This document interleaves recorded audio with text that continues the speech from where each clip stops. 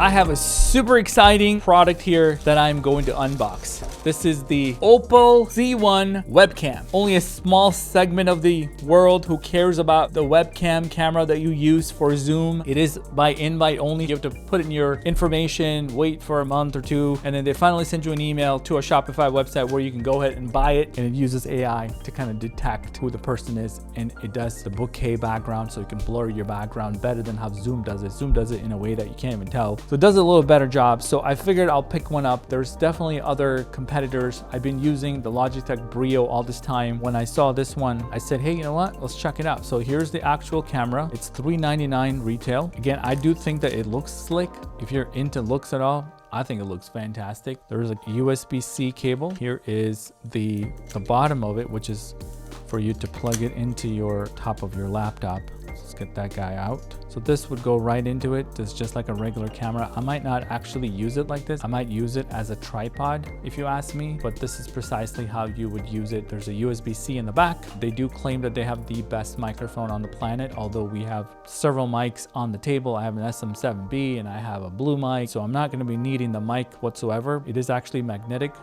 so it goes right back on it like that. One of the things that I've heard about this camera is that it actually heats up really heavy. It's one of the reasons why I don't want to put it on my laptop. Here's your little clip for your clamp to plug it onto your laptop and connect your USB-C. This is the section that goes on the back of the camera. Did you hear that clip? And now I have plenty of space to plug this into wherever I want to plug it into, on the back of my iMac or MacBook Pro. Like I said, there is a small segment that cares about higher quality video. The reason why I do is because I make webinars from my desk, prospecting videos. Everything I make has video element in it.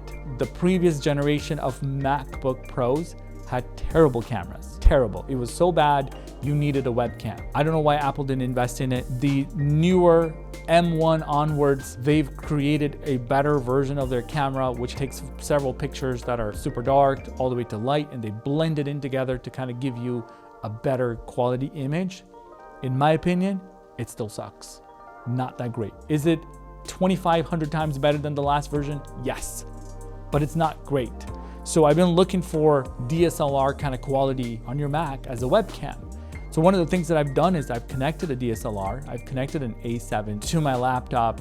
Then you need the cam link, you need to connect all this, you got to power it all up. It just becomes a big ordeal to just have better webcam. I feel like there's not enough innovation in this department. I would love Apple to have made one, but I know they're not going to make one because that's not their business. So Sony should have made one. They didn't make it, not their business still. So Opal is one of those companies that decided to go make one for those. In my opinion, it's the tiny fraction of the market that cares about media and video content and all of that kind of stuff, that wants better quality video. And I think that market is only going to grow. I don't think it's going to shrink because more of us are working remotely, working from a hotel room. You're on a big meeting, you want to have good quality video and you want to have good quality audio. And I think they set out to fix that. And the funny thing is that they have more software invested than hardware. So all the things that you get to do, all the adjustment is actually in the software of the tool, which I haven't even used it yet. So I'm curious to learn how that works and what the background looks like, and can you actually adjust your lights?